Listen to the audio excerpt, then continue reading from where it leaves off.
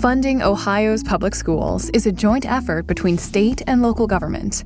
It's also a major investment. Ohioans contribute more than $11,000 per student on average through state and local taxes.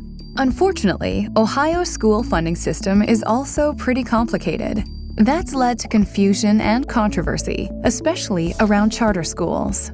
Some people say that charter schools receive more funding than district schools, while others say that charters receive less.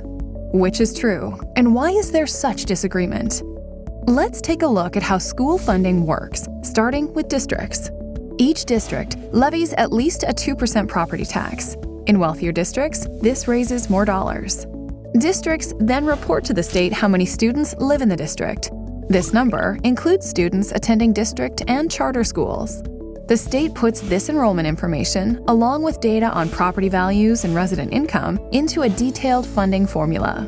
The state allocates additional money based on the needs of students to ensure adequate funding for every child to receive a quality education.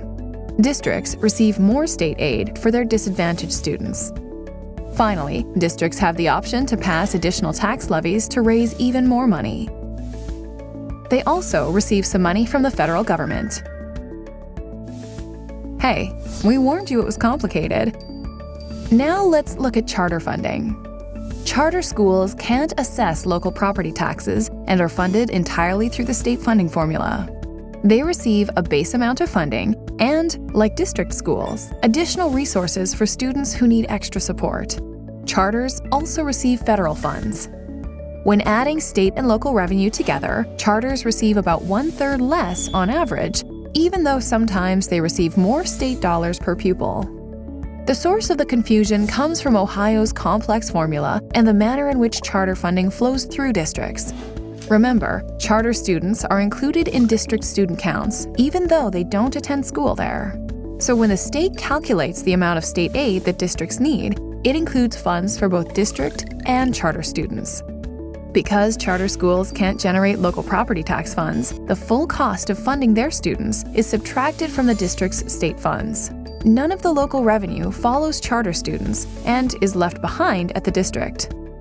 This funding mechanism leaves districts frustrated that charters often receive more state dollars per pupil, while charter schools are frustrated to receive less overall in per-student funding.